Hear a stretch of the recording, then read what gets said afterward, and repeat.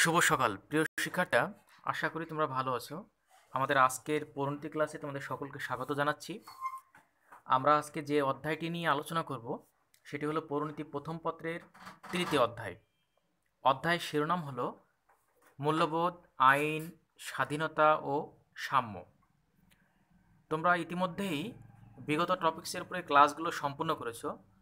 আমরা আজকে যে টপিক্সটি নিয়ে কথা বলবো সেটি হলো এই অধ্যায়ের শেষ টপিক্স, অর্থাৎ সাম্য।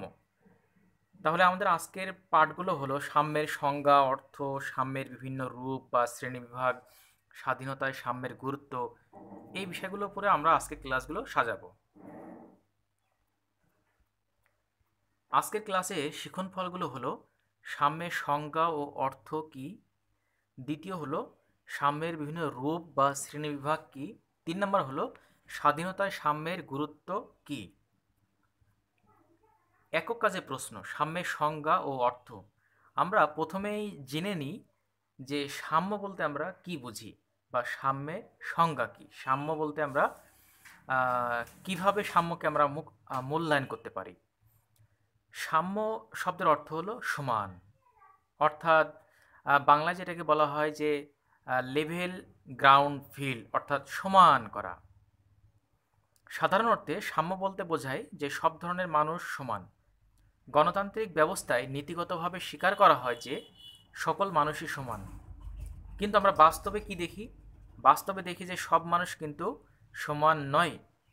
শারীরিক, মানসিক গঠন এবং ক্ষমতা ও যোগ্যতার দিক থেকে একজনের সাথে অন্যজনের পার্থক্য রয়েছে। এজন্যই রাষ্ট্রের কাছে সকলেই সমান ব্যবহার দাবি করতে পারে না। একজন ডাক্তার ও একজন ঠিকাদার সমাজের কাছ থেকে যে পরিমাণ সম্মান ও মর্যাদা বা স্বীকৃতি পায়, ঠিকভাবে একজন কিন্তু কুলে বা মজুর সে কিন্তু সম্মান বা স্বীকৃতি সেভাবে পায় না, যদিও নিয়ম অনুযায়ী সবার কিন্তু সমান অধিকার বা সমান মর্যাদা থাকার কথা। পৌরনীতিতে সাম্য কথাটির বিশেষ অর্থ রয়েছে। পৌরনীতিতে সাম্যের অর্থ হলো সুযোগ সুবিধার সমতা। জাতি, ধর্ম, বর্ণ, স্ত্রী পুরুষ নির্বিশেষে সকলকে সমান সুযোগ সুবিধা প্রদানের ব্যবস্থাকে সাম্য বলে। অধ্যাপক লাস্কি তিনি বলেছেন যে সাম্যের অর্থ হলো প্রথমত সব ধরনের বিশেষ সুযোগ সুবিধার অনুপস্থিতি এবং দ্বিতীয়ত সকলের জন্য পর্যাপ্ত সুযোগ সুবিধা উন্মুক্ত রাখা। তার মতে সাম্যের 3টি দিক রয়েছে।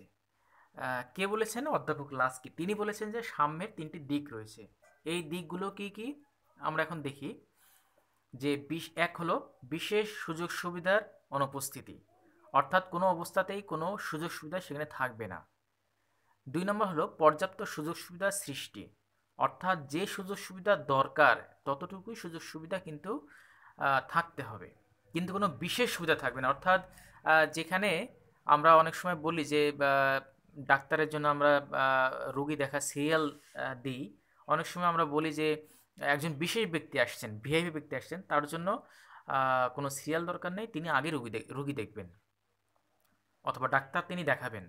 এই যে বিশেষ সুযোগ সুবিধা এটা কিন্তু দরকার নেই, অর্থাৎ সিরিয়াল হবে সবার জন্য সমান।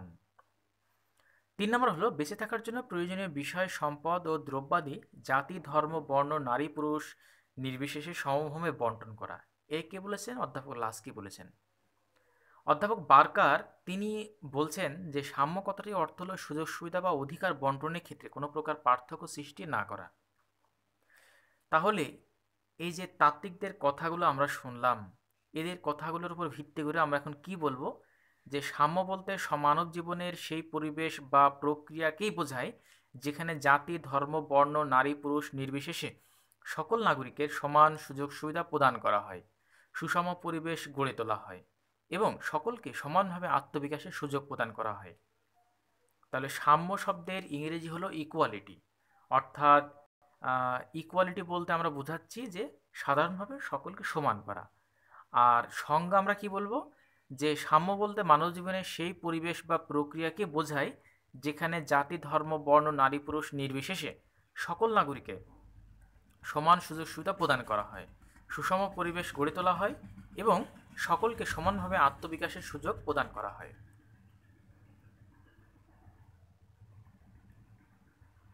আমাদের দ্বিতীয় টপিকসে আমরা চলে এসেছি। সাম্যের বিভিন্ন রূপ বা শ্রেণীবিভাগ আমরা এখন আলোচনা করব।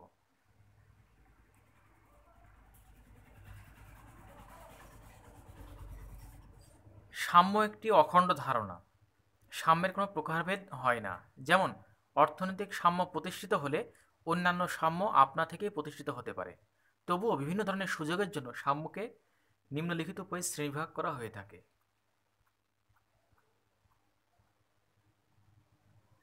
যেমন অর্থনৈতিক সাম্য, রাজনৈতিক সাম্য, সামাজিক সাম্য, এছাড়া আইনগত সাম্য। এই সাম্যগুলা একটি সমাজ, রাষ্ট্র, এগুলো ভেদাভেদে বিভিন্ন রকম হতে পারে।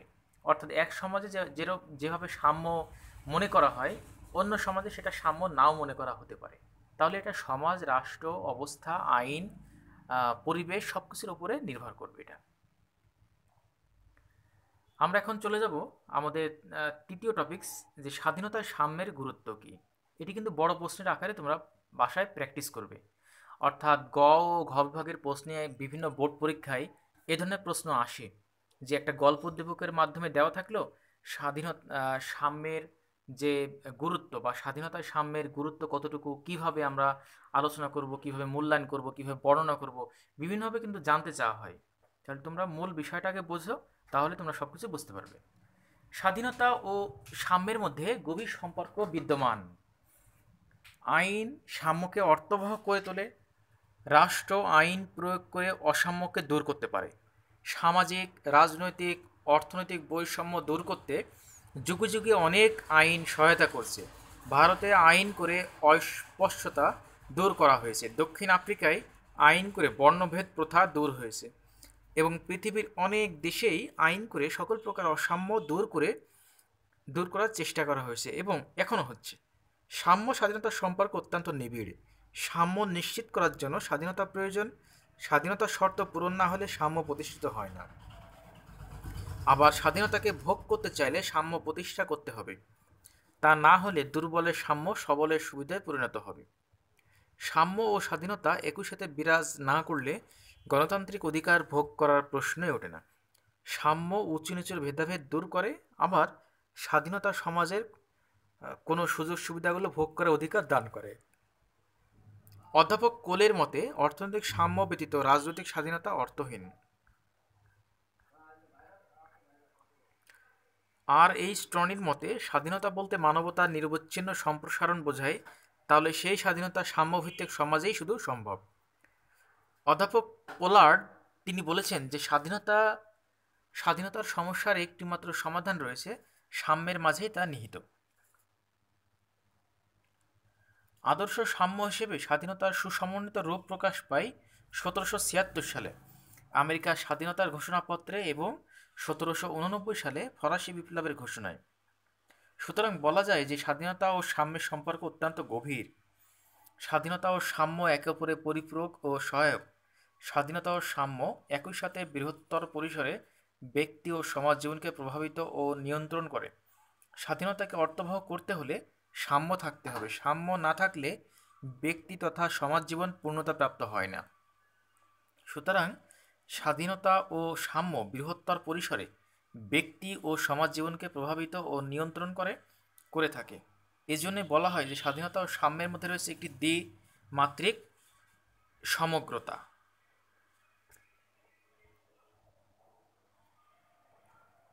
আমরা এখন চলে এসেছি এই অধ্যায়ের মূল্যায়নে।